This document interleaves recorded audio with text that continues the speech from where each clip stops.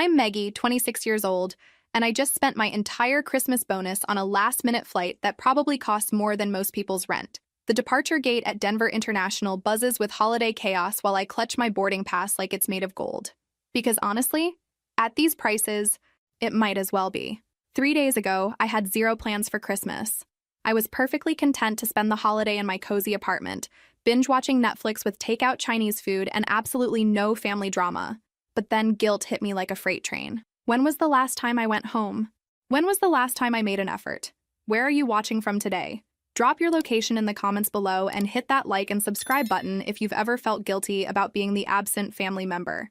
You'll definitely want to stick around for what happened next.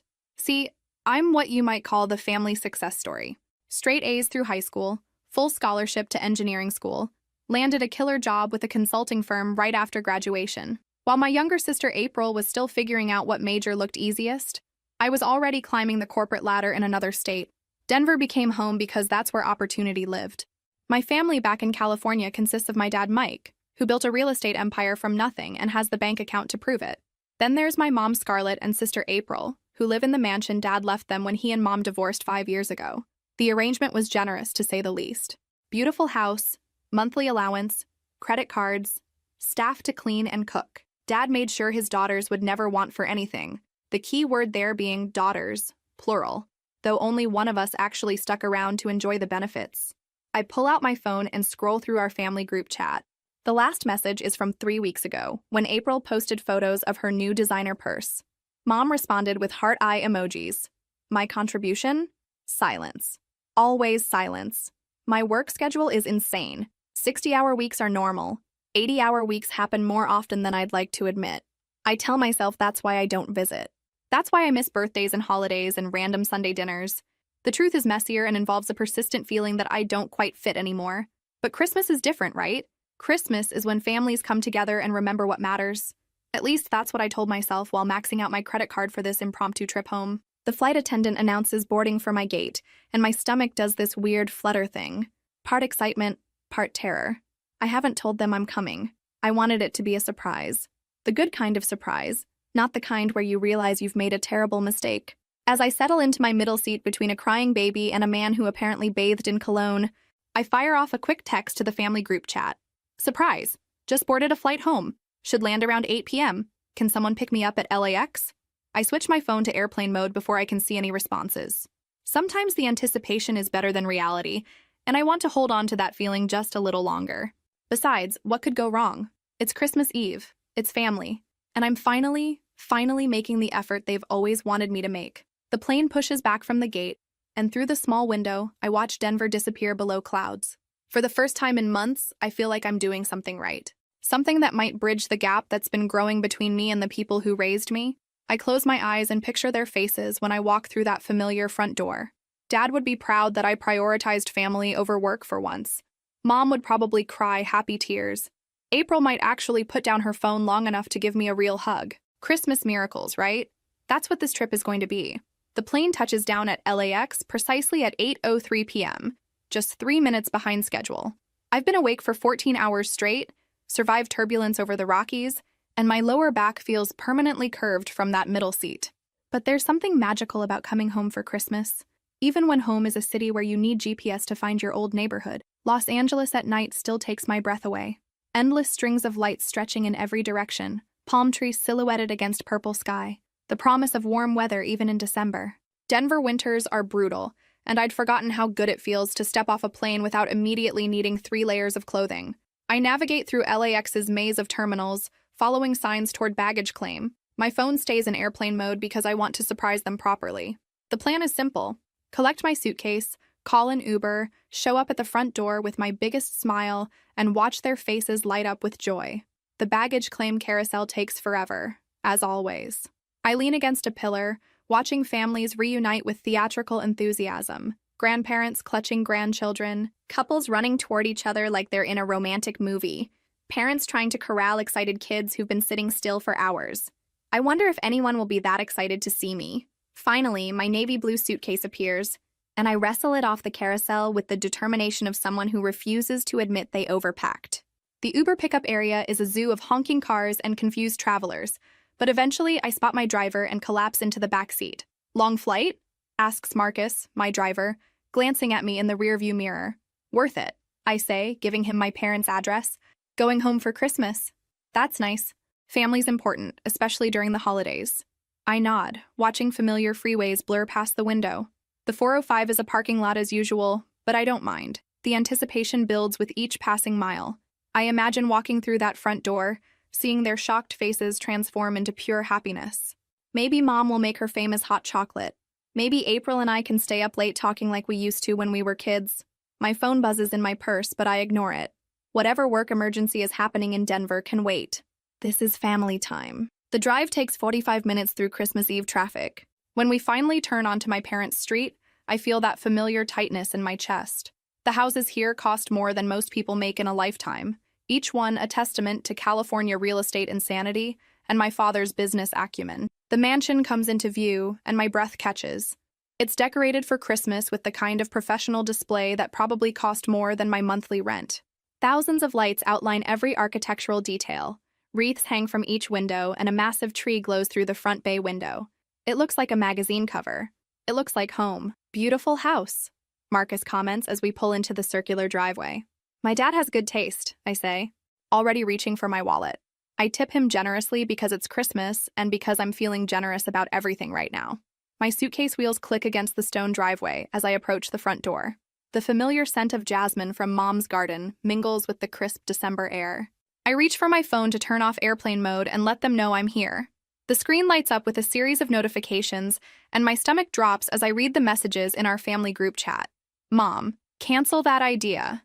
April, there's no room for one more person here. Wait, that can't be right. I read them again, my hands starting to shake. The first message, sent 20 minutes after my boarding announcement. Cancel that idea. The second, from April 10 minutes later. There's no room for one more person here. I stand frozen on the doorstep, suitcase handle still gripped in my hand, staring at those words. The Christmas lights blur as my eyes fill with tears I refuse to let fall. I stand there for what feels like an hour, but is probably only minutes, reading those messages over and over until the words lose all meaning. Cancel that idea. No room for one more person. The family home that's been my safety net since childhood suddenly feels like a fortress with the drawbridge pulled up. My hands are shaking now, and not from the California December air. I scroll up through the chat history, looking for some context I might have missed. But there's nothing. Just April's designer purse photos from last week and radio silence before that. The front door looms before me like a challenge. I could ring the doorbell right now and force them to deal with my presence. I could pretend I never saw the messages and play innocent. But the humiliation burns too hot in my throat for games. No room for one more person, in a house with 7 bedrooms. I grab my suitcase handle and turn away from the door, my wheels clicking loudly against the stone as I march back down the driveway. The Uber is long gone, so I pull up the app with fingers that won't quite cooperate. The next available ride is 12 minutes away. 12 minutes to stand here in the driveway of my childhood home, officially uninvited for Christmas. But wait, there's another option. One that doesn't involve crawling back to Denver with my tail between my legs or spending Christmas Eve in some depressing airport hotel. Dad's house is only 20 minutes away. When my parents divorced, Dad moved into a sleek, modern place in the hills. He claimed he wanted something smaller, more manageable, but the truth is he wanted distance from the memories. I've only visited twice since he moved, both times feeling guilty for not making more effort to see him. Now suddenly, Dad feels like my only lifeline. The Uber driver who picks me up is chatty, asking about my Christmas plans and commenting on the beautiful decorations in the neighborhood. I give him Dad's address and stare out the window, watching million-dollar houses blur past while I craft my explanation. Hi, Dad. Surprise. Mom and April don't want me home for Christmas, so I thought I'd crash with you instead. No. Too pathetic. I wanted to spend Christmas with you this year. You know, just the two of us. Better, but he'll see right through it. The truth is, Dad and I have grown apart since the divorce. Not from any anger or resentment, but from the simple physics of distance. I moved to Denver. He buried himself in work. We exchanged birthday calls and awkward holiday texts, but somehow never managed to rebuild the close relationship we'd had when I was younger. Maybe this is our chance. Dad's house sits at the end of a quiet cul-de-sac, all clean lines and floor-to-ceiling windows. Even in the dark, it looks expensive and slightly cold. No Christmas decorations, I notice. No warm glow of holiday lights. I pay the driver and stand at Dad's front door, suddenly nervous for entirely different reasons. What if he's not even home? What if he has plans I'm about to ruin? What if he's just as unwelcoming as Mom in April? The doorbell echoes through what sounds like a cavernous space. After a moment, I hear footsteps, and then the door opens to reveal my father. Mike Patterson still looks like the successful businessman who built an empire from scratch. Silver hair perfectly styled even at 8 p.m., shirt that probably costs more than my weekly grocery budget, posture that radiates confidence. But there's something different in his eyes tonight, something that looks almost like loneliness. Meggie? His face transforms with genuine surprise and what might be relief. What are you doing here? I thought you were spending Christmas in Denver. Change of plans, I say, trying for casual and probably failing. Surprise! He steps back immediately, gesturing me inside. Come in, come in. God, it's good to see you. When was the last time you were here? 6 months ago? 8? Too long, I admit. And for the first time since reading those texts, I feel something other than rejection. Dad takes my suitcase without being asked and leads me into his living room. The space is beautiful but sterile, like a magazine spread where no one actually lives. No family photos, no personal touches, just expensive furniture arranged by someone with impeccable taste and no emotional attachments. Are you hungry? I was just having a sad dinner for one, but I can order something. There's a great Thai place that delivers. And there it is. The loneliness I glimpsed at the door, now spoken out loud. Thai sounds perfect, I say. Dad, are you spending Christmas alone? He settles into the chair across from me, suddenly looking older than his 58 years. The holidays are harder since the divorce. Your mother gets you in April, and I get to work late and pretend it doesn't matter. Something in my chest cracks open. All this time, I've been feeling guilty about not coming home for Christmas. But which home was I supposed to choose? Well, I say, settling back into Dad's impossibly comfortable couch. Looks like this year we're both refugees from traditional Christmas plans. Dad raises an eyebrow. Refugees? That sounds like there's a story behind your surprise visit. I hesitate. Part of me wants to protect him from the family drama, to pretend I chose to come here because I genuinely wanted to spend time with him. But looking at his lonely Thai dinner for one, and this beautiful, sterile house without a single Christmas decoration, honesty feels more important than protecting anyone's feelings. I flew in to surprise Mom in April, I say slowly. Spent my entire Christmas bonus on a last-minute ticket. But apparently, there's no room for me at the inn. Dad's expression darkens. What do you mean, no room? I pull out my phone and show him the messages. His face cycles through confusion, disbelief, and something that looks dangerously close to rage. Are you kidding me? He reads the messages again, his voice getting quieter in that way that means he's truly angry. In a house with 7 bedrooms, there's no room for my daughter? Hey, it's okay, I say quickly. Their loss, right? This way I get to spend Christmas with you. But Dad is pacing now, his business demeanor replaced by parental fury. This is not okay, Meggie. You flew across the country to be with family for Christmas. You made an effort that none of us have seen from you in years, and they just dismissed you like you don't matter. I watch him pace, and something warm spreads through my chest. When was the last time someone was this angry on my behalf? When was the last time I felt like someone was truly in my corner? You know what? Dad stops pacing and looks at me with sudden determination. Their loss is absolutely right. We're going to have the best Christmas Eve in the history of Christmas Eves. And somehow, he makes it happen. We order way too much Thai food and eat it straight from the containers while sitting on his pristine white couch. Dad finds a bottle of expensive wine that he's been saving for a special occasion, and we drink it while I tell him about my work in Denver, about the projects I'm managing and the promotion I'm gunning for. He tells me about his business, about the new developments he's planning and the retirement he's been considering. We talk for hours like we haven't talked in years, maybe ever. Without Mom's constant interruptions or April's dramatic attention-seeking, Dad and I can actually have a conversation. I've missed this, he says around 11 p.m., refilling our wine glasses. I've missed you. I've missed you too, I admit. I didn't realize how much until tonight. Why don't you visit more often? And don't give me the busy work excuse. I know you're successful, but I also know you can take a long weekend when you want to. I consider my usual deflections, but the wine and his genuine attention have lowered my defenses. Honestly, I never felt like I fit anymore. April is the daughter who stayed close, who needs help with everything, who makes Mom feel needed. I'm the daughter who moved away and figured things out on her own. Sometimes it feels like there's no role for me in the family anymore. Dad sets down his wine glass and looks at me seriously. Meggie, you are the child I'm most proud of. Do you know that? You took the opportunities I gave you and ran with them. You built a life based on your own merit, your own hard work. April. April has been handed everything and learned nothing. This is probably the most honest conversation we've ever had about the family dynamics. The wine helps, But more than that, the absence of Mom and April creates space for truth. I should have made more effort with you after the divorce, Dad continues.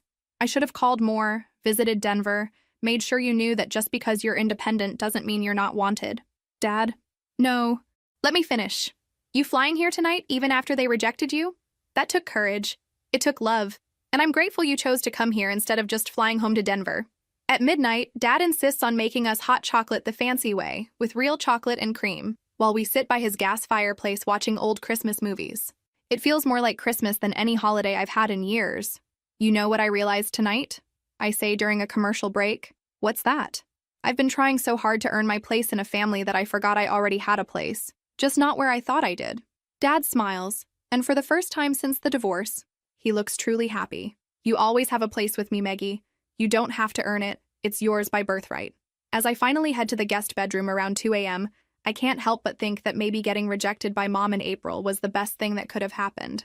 Maybe I needed to stop trying to force my way into their world and start appreciating the people who actually want me in theirs. Tomorrow is Christmas Day, and for the first time in years, I'm actually excited about it. I wake up Christmas morning to the smell of actual bacon cooking, not the fancy turkey bacon Mom always insisted on because it was healthier. Dad's making real breakfast in his pristine kitchen, humming something that might be Jingle Bells off-key. "Merry Christmas, refugee," he says when I shuffle into the kitchen wearing his old UCLA sweatshirt that I found in the guest room. "Sleep okay?" "Like a baby who just spent her Christmas bonus on emotional therapy," I say, accepting the coffee he hands me. "This smells amazing. When did you learn to cook?" "YouTube University," he grins. Turns out there are entire channels dedicated to teaching divorced dads how to make edible food. Who knew? We eat breakfast watching the sun come up over the hills, and it strikes me how peaceful this feels. No rushing around trying to manage April's mood swings or navigate Mom's passive-aggressive comments about my weight, my job, my lack of a boyfriend, my general failure to provide grandchildren on their preferred timeline. Just Dad and me, eating bacon and eggs like normal people on Christmas morning. "So," I say, cutting into my perfectly cooked eggs, "tell me more about this retirement you're considering." Dad's expression shifts, becoming more serious. "I've been thinking about it a lot lately. The business runs itself now, I've got great people in place, and honestly, I'm tired, Maggie. I'm tired of being alone in that big office, making decisions that mostly just make me richer when I already have more money than I know what to do with." "You're not that old." "Dad, what would you do with yourself if you retired?" "Travel, maybe. I always wanted to see Europe, but your mother preferred shopping trips to New York. Learn to paint.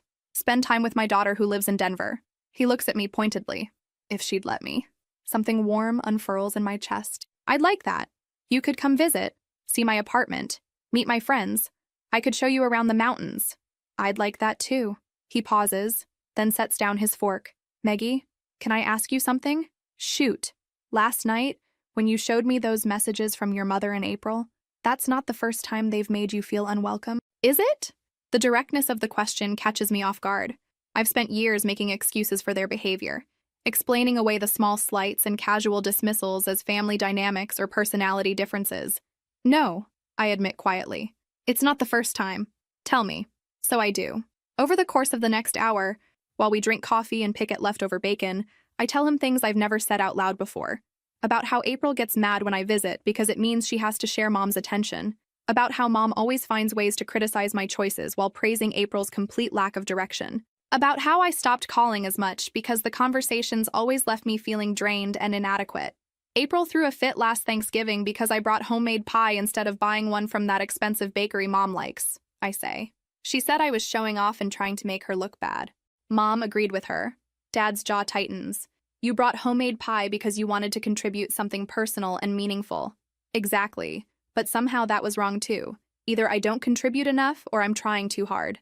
There's no winning. "And the money?" Dad asks quietly. "What money?" "Maggie, I give your mother a very generous monthly allowance. I pay for that house, the utilities, the maintenance, the housekeeper. I pay April's credit card bills, her car payment, her insurance. I've been doing it for 5 years since the divorce." I stare at him. "I didn't know about April's bills." "Of course you didn't. Because you've never asked me for anything. You got a job, found an apartment, built a life. You send birthday cards and Christmas presents. You take care of yourself." He leans back in his chair. "Do you know how much money I've spent on you in the past 5 years?" I shake my head. "Nothing.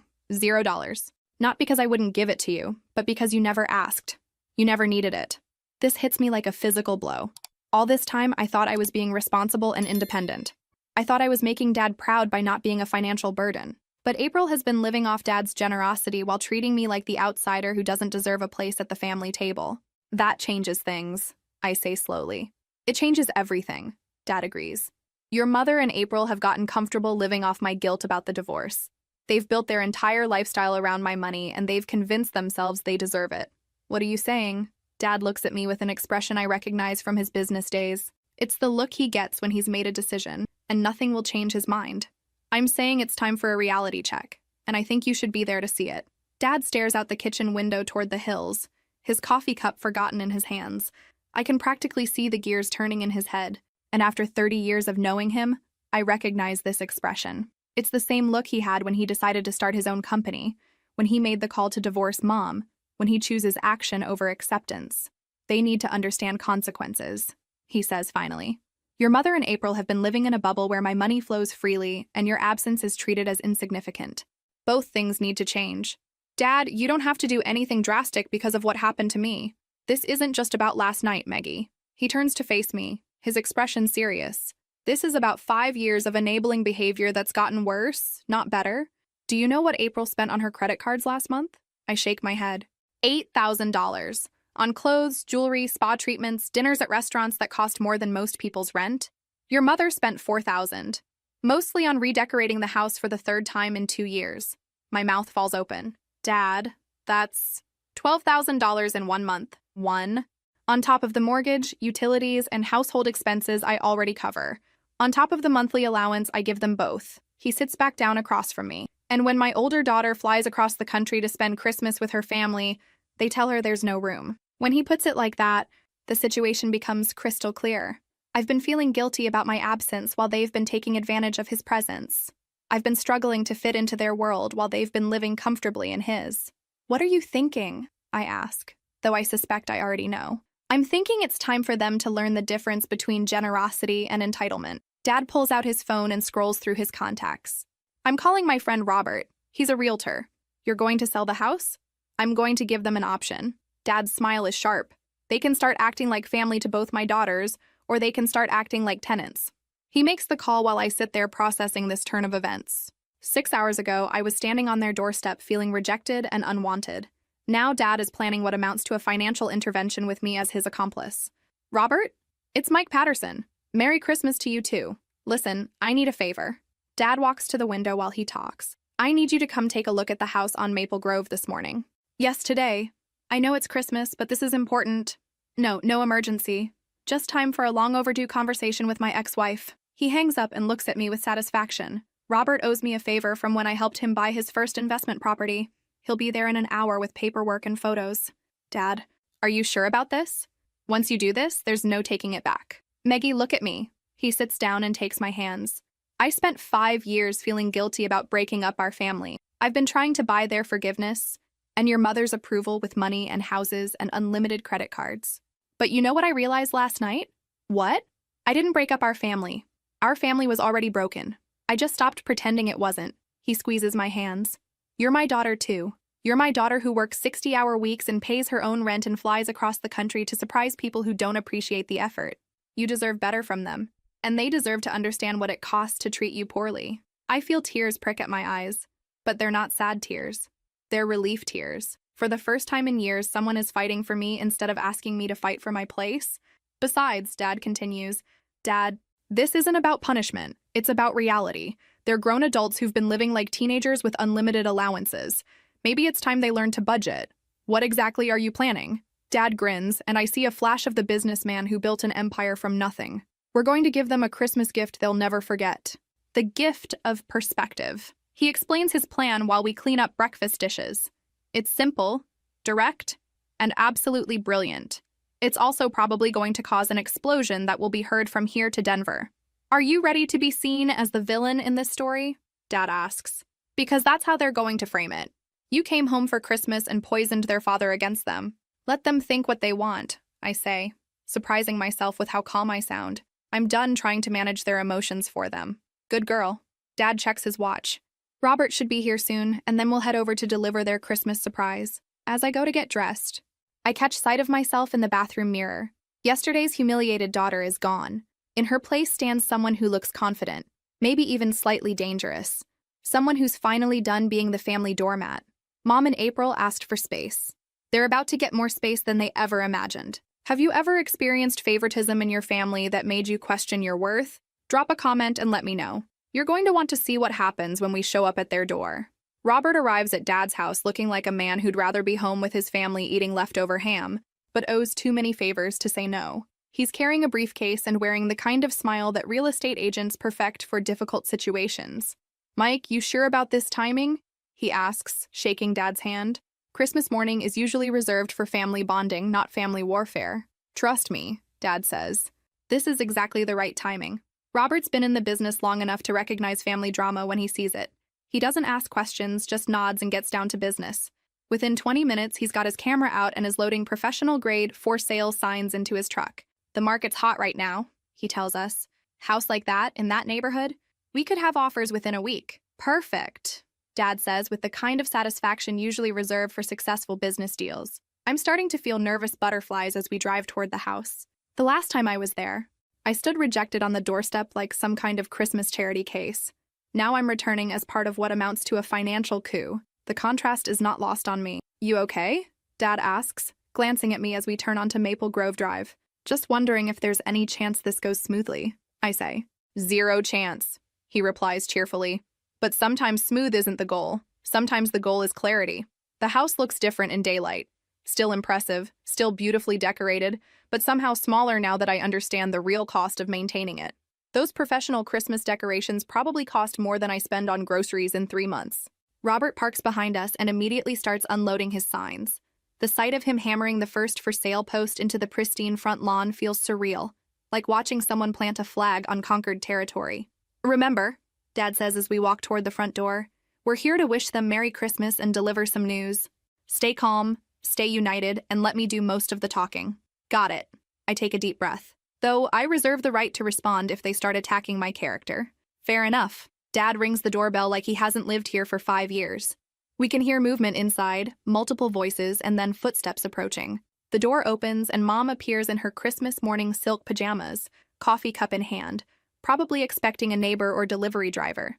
Instead, she finds her ex-husband and rejected daughter standing on her doorstep, while a realtor hammers for sale signs into her front yard. The coffee cup slips from her hand and shatters against the marble entryway floor.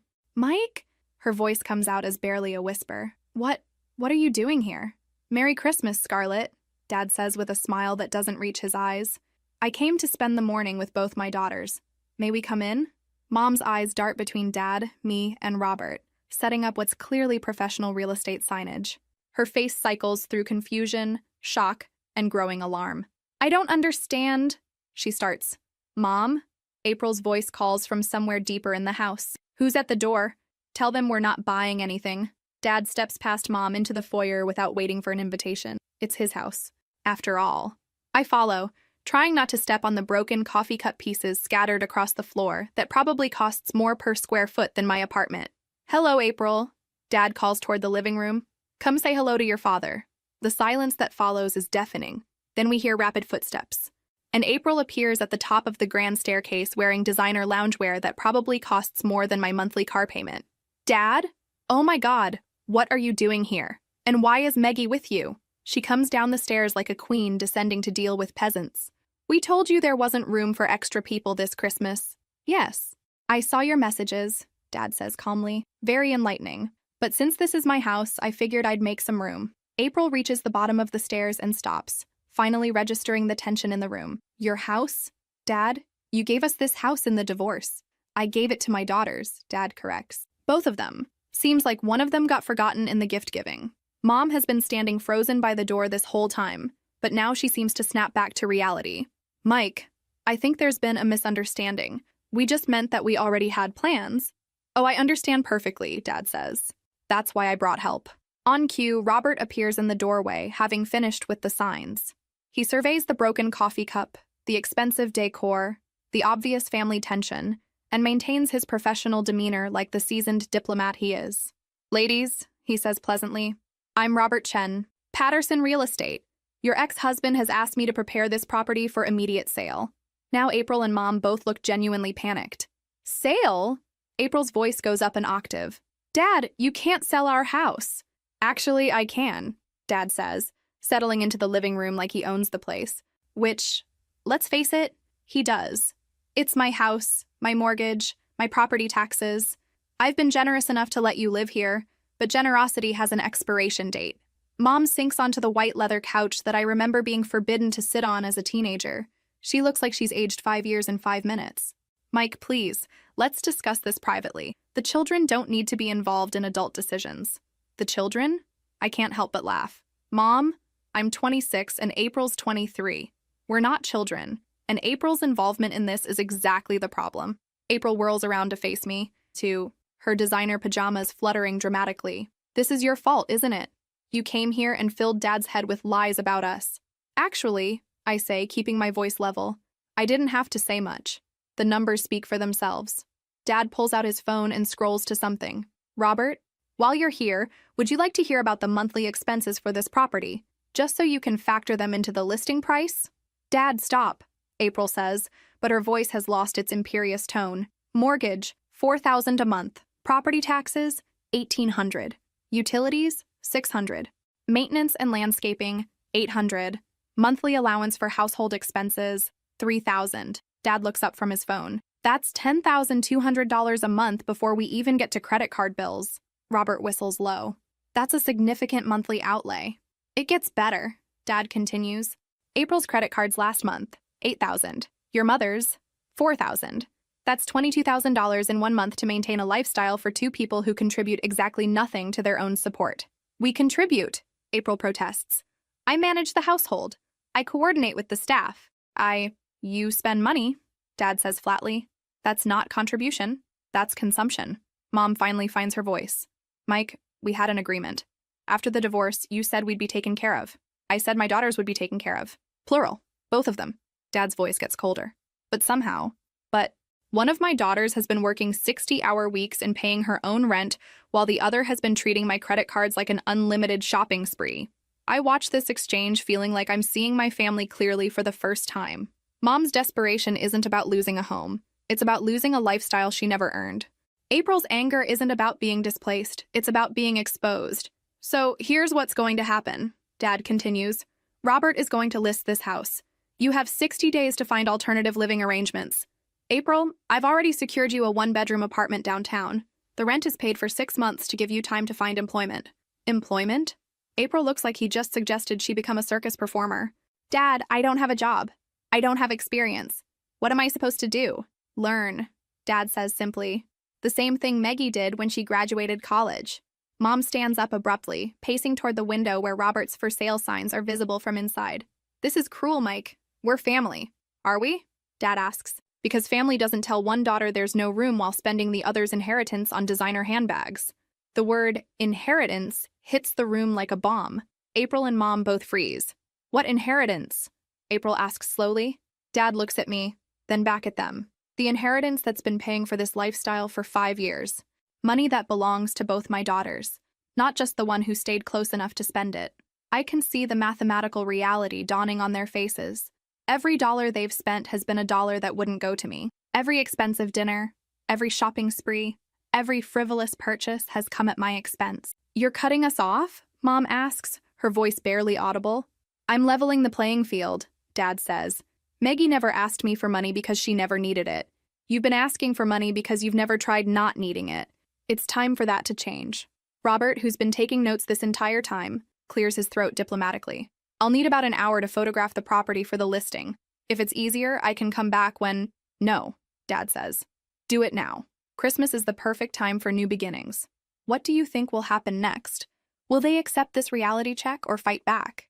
Drop your predictions in the comments below.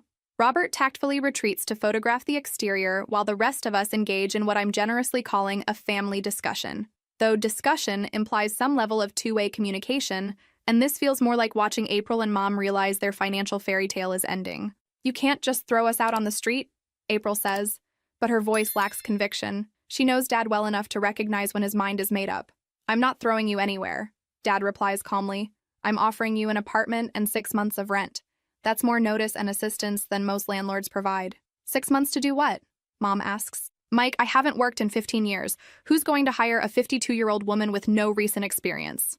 The same people who hire other 52-year-old women who need jobs, I say. Retail, customer service, administration. There are options if you're willing to consider them. April turns on me with genuine fury. Easy for you to say. You got to start your career right out of college. We've been living a completely different life. A life funded by Dad's money while I built my own, I point out. I didn't get to start my career because I was privileged. I got to start my career because I earned a degree and applied for jobs. Girls. Dad intervenes before this can escalate further. This isn't about comparing your paths. It's about creating sustainable futures for both of you. Sustainable? Mom laughs bitterly. Mike, you're worth millions. Supporting us isn't exactly a financial hardship. It's not about the money, Scarlett. It's about what the money represents. Dad sits forward, his expression serious. I've been enabling a dynamic where one daughter feels guilty for being successful while the other two feel entitled to luxury they didn't earn. That's not healthy for anyone. Robert knocks and enters, camera bag slung over his shoulder. Sorry to interrupt, I've got the exterior shots. Mind if I photograph the interior now? Please, Dad says. Start with the main floor. Robert begins photographing the living room, and I can see Mom and April watching him work with growing distress. Each flash of his camera is another step toward their displacement. Dad? April tries a different approach, her voice softer, more pleading. Can't we work something out? Some kind of compromise? I'm listening, Dad says. What if we downsized, found somewhere smaller but still together, and maybe we could get part-time jobs, contribute something? I have to give April credit. Under pressure, she's capable of more rational thought than I expected. Dad considers this. Where were you thinking? There's a nice condo complex about 10 minutes from here. 2-bedroom units, much more reasonable. How much more reasonable? Dad asks. Maybe $2,000 a month instead of $4? I watch Dad do mental math. $2,000 for housing, plus reduced but still substantial living expenses, plus whatever they'd earn from part-time work. It would still represent a significant lifestyle change but wouldn't require complete independence. And jobs? Dad presses. Real jobs, not token positions to make this conversation easier. Mom and April exchange glances. Real jobs. Mom agrees reluctantly. Meggie? Dad turns to me. What do you think? I'm surprised he's asking my opinion, but I appreciate it. I think it's a step in the right direction, but there need to be clear boundaries and consequences if the agreement breaks down. Such as, no credit cards with access to your accounts. Fixed monthly support that doesn't increase for emergencies or special requests, and if they fall back into old spending patterns, the support ends entirely. April starts to object, but Mom places a warning hand on her arm. Those terms are non-negotiable, I continue. Dad's been generous for 5 years. That generosity got taken for granted. This is their chance to prove they can be responsible with a second chance. Dad nods slowly. I can live with that arrangement. Robert, hold off on the listing for now, but keep the photos ready. Robert packs up his camera efficiently. I'll prepare the listing materials and keep them on standby. Give me a call when you know for certain. After he leaves, the 4 of us sit in silence for a few moments. The Christmas tree lights blink cheerfully in the corner, completely oblivious to the fact that this might be the last Christmas this family spends in this house. There's one more condition, Dad says finally. Here it comes. I can sense the other shoe preparing to drop. Meggie stays in town, permanently. All 3 of us turn to stare at him. Dad, I start. My job is in Denver. My life is in Denver. Your life could be here, he says quietly. I'm getting older, Meggie. This business empire I built, it needs someone to take it over eventually. Someone I trust. Someone with intelligence and work ethic and integrity. The room goes completely silent. April looks like she's been slapped, and Mom appears to be holding her breath. You want me to take over the business? I ask. I want you to consider it. Work with me for a year, learn the operation, see if it's something you'd want to inherit. And there it is. The real inheritance discussion that April was worried about. Not just money, but the actual family legacy. The words hang in the air like expensive perfume, sweet and overwhelming. April's face cycles through emotions so quickly I can't track them all. Shock, anger, betrayal, desperate calculation. Mom just looks defeated. The business? April's voice comes out strangled. Dad, I'm family too. You are family, Dad says gently. But running a multi-million-dollar real estate development company requires experience, education, and work ethic. It's not something you inherit just by existing. I could learn, April says desperately. I could go back to school, get experience. Could you? Dad asks, and his tone isn't cruel, just realistic. April, you've never held a job for more than 3 weeks. You dropped out of college twice. You spend money like it's unlimited, because for you, it has been. Those aren't leadership qualities. I watch my sister's face crumple as she confronts the truth about herself, probably for the first time in her life. It's painful to witness, but also long overdue. Maggie has been managing complex projects, working with clients, handling budgets and deadlines for 4 years, Dad continues. She understands business because she's been doing business. But she doesn't know real estate, April protests weakly. Skills can be taught, I say quietly. Work ethic can't. Mom finally speaks up. So that's it? April and I get a tiny apartment and an allowance while Maggie gets everything? Maggie gets the opportunity to earn everything, Dad corrects. There's a difference. And honestly, there is. He's not just handing me the keys to his empire. He's asking me to prove I deserve them. The distinction matters, especially to someone who's spent her entire adult life proving herself. I haven't said yes yet, I point out. Dad, this is a huge decision. My career in Denver, my friends, my life there. I know, Dad says. I'm not asking for an answer today. I'm asking you to think about it. Come work with me for a year. If you hate it or if it's not right, you go back to Denver with my blessing and we'll figure out succession planning differently. And if I like it, then we start transitioning ownership. Gradually, with proper legal structure, but with the goal of me retiring to that painting hobby I mentioned and you taking over. April stands up abruptly and walks to the window, staring out at Robert's for sale signs with her arms crossed. This is unbelievable. Maggie disappears for years, shows up for one Christmas, and suddenly she's the heir apparent. April, Mom says quietly. Maybe that's not entirely fair. April spins around. Not fair? Mom, she abandoned us.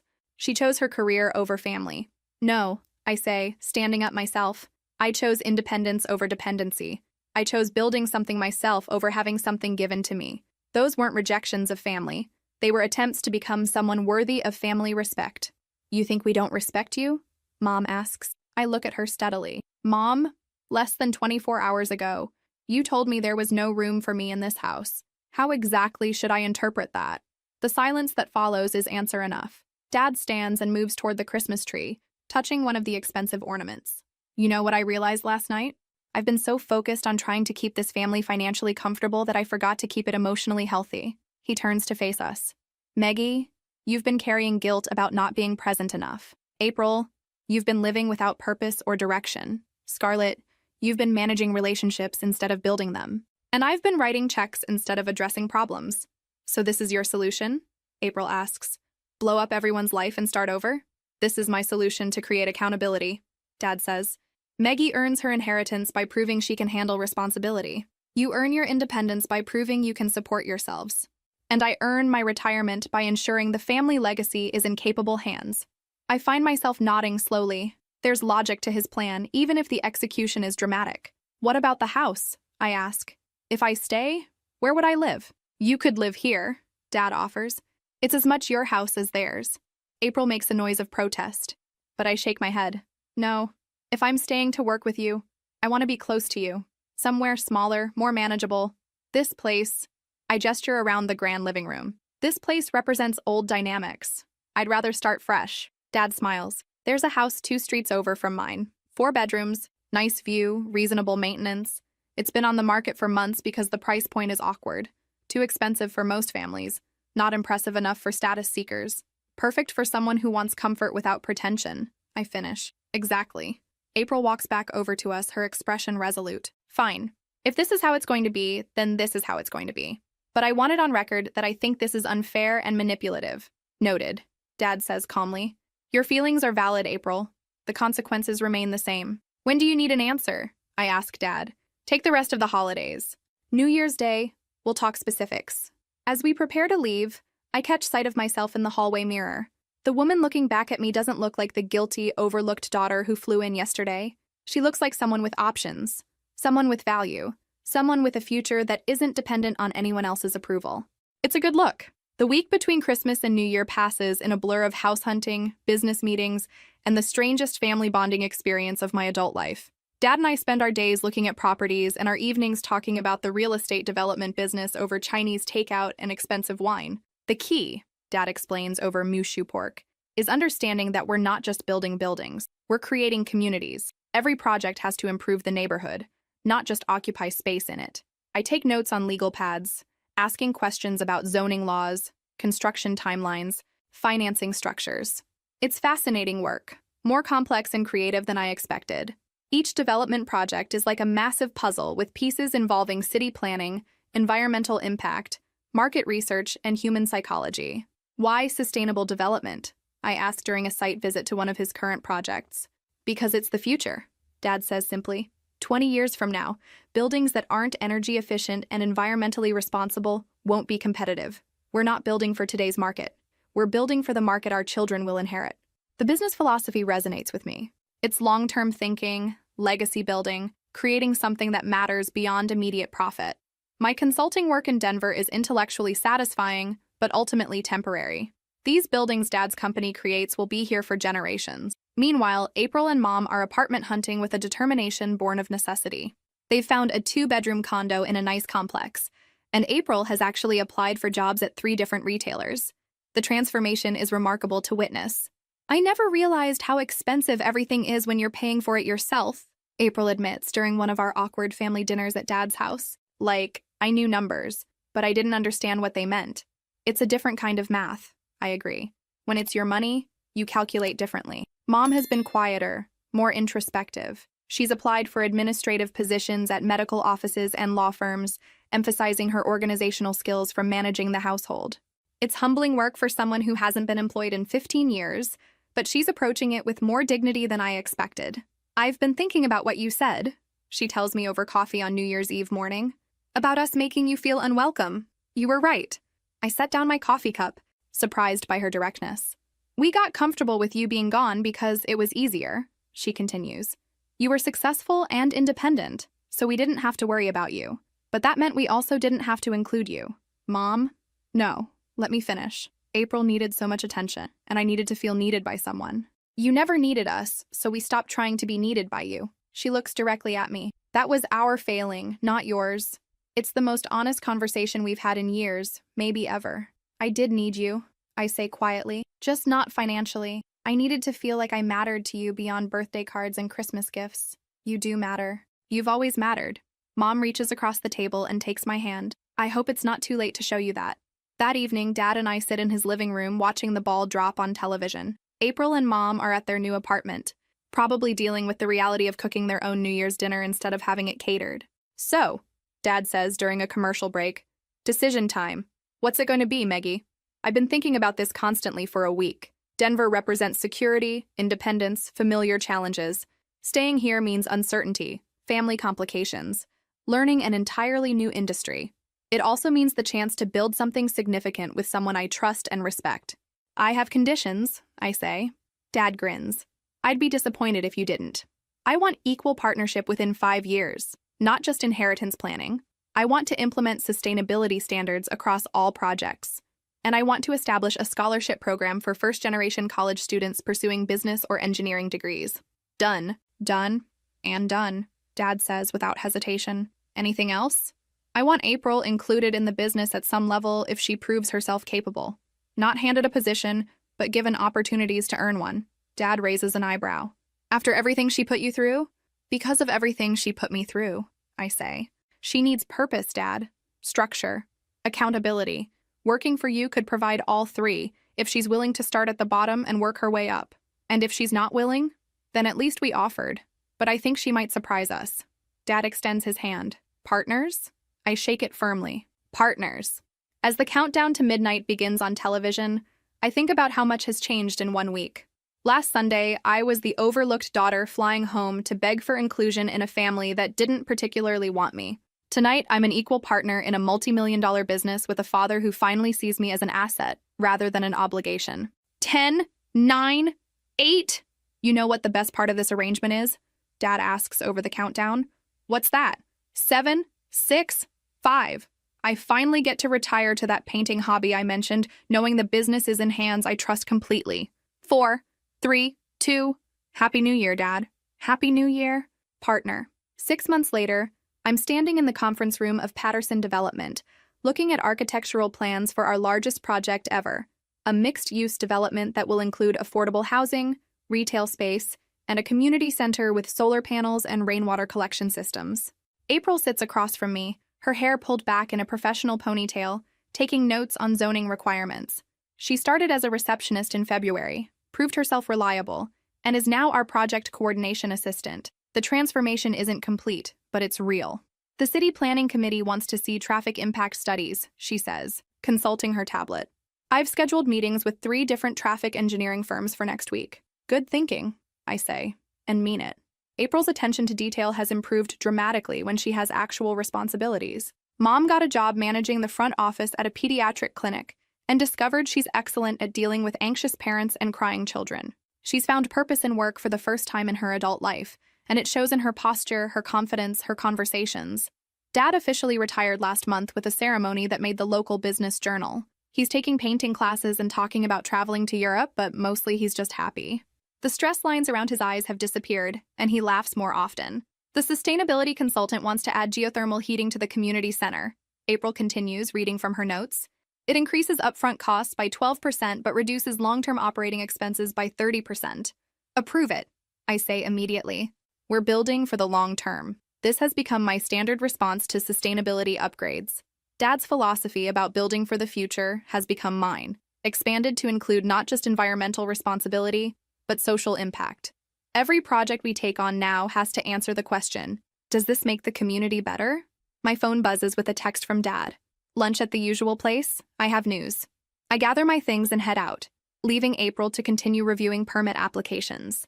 The usual place is a small cafe near his house where the owner knows our orders and doesn't mind Dad spending 2 hours over coffee discussing business philosophy. You look happy, I tell him as I slide into our regular booth. I am happy, he says, grinning like someone with a secret. You know that house in Portugal I've been talking about? The one you've looked at online about 100 times? I bought it yesterday. I nearly choke on my iced tea. You bought a house in Portugal? Dad, that's incredible. 6 months ago, I was a workaholic whose family barely spoke to him, Dad says, his eyes bright with excitement. Now I have a daughter I'm proud to work with, a business legacy in capable hands, and enough freedom to buy a house in Europe on impulse. When do you leave? Next month. For 6 weeks initially, then we'll see. I might split time between here and there. Or I might decide I love Portuguese wine too much to come back. The idea of Dad as a European expat is so wonderfully absurd that I start laughing. Send me pictures of everything. And don't let any Portuguese women break your heart. I'll be too busy painting terrible landscapes and learning to make authentic pastel de nata, he says. But speaking of hearts, how are things with that lawyer you've been seeing? James is the environmental attorney I met through work, someone who shares my passion for sustainable development and Dad's appreciation for expensive wine. We've been dating for 3 months, and it's the first relationship I've had that doesn't require me to apologize for my ambition or explain why I work so much. Things are good, I say. Really good. Good enough to bring him to April's birthday dinner next week? April's birthday. A year ago, I would have sent a card from Denver and felt guilty about not being present. This year, I'm organizing the dinner and genuinely excited to celebrate with her. I think so. As long as she promises not to interrogate him about his intentions. She's protective of you now, Dad says with amusement. It's one of the more unexpected developments in this whole family transformation. He's right. April and I have developed something that resembles an actual sisterly relationship. We work well together, we laugh at each other's jokes, and she's stopped seeing me as competition for parental attention. Probably because there's enough attention to go around now that everyone has their own life and purpose. I never thanked you properly, I tell Dad as we finish lunch. For what? For fighting for me. For seeing that I mattered when I couldn't see it myself. Dad reaches across the table and squeezes my hand. Maggie, you never needed me to fight for you. You just needed me to stop fighting against you. What do you mean? For years, I enabled a dynamic where your success was somehow threatening to the rest of the family. Your independence made April's dependence look worse. Your achievements made my financial support of them look like enablement instead of love. He pauses, choosing his words carefully. I should have celebrated your strength instead of compensating for everyone else's weakness. It's a profound insight, and probably true. The family dysfunction wasn't just about favoritism or money. It was about a system where my self-sufficiency was treated as abandonment, rather than accomplishment. Well, I say, we figured it out eventually. We did, and now I get to retire knowing that my life's work will continue making communities better. My daughters have found their purposes, and my ex-wife has discovered she's capable of more than she ever imagined. As we walk back to our cars, I think about the Christmas Eve text that started this whole transformation. Cancel that idea. There's no room for one more person here. They were wrong. Of course, there was room. There's always been room. The question was never about space. It was about value, about worth, about whether I mattered enough to make room for. Now I know I do. Not because Dad gave me a business, or because April finally accepts me, or because Mom apologizes for years of emotional neglect. I matter because I make things better wherever I am. I matter because I build instead of consume, because I create value instead of just inheriting it, because I show up for people who show up for me. It took a Christmas rejection to teach me that lesson, but now that I've learned it, I'll never forget it again. If this story resonated with you, make sure to like and subscribe for more real-life family drama that proves it's never too late to rewrite your story. Sometimes the best families are the ones we build on mutual respect rather than obligation.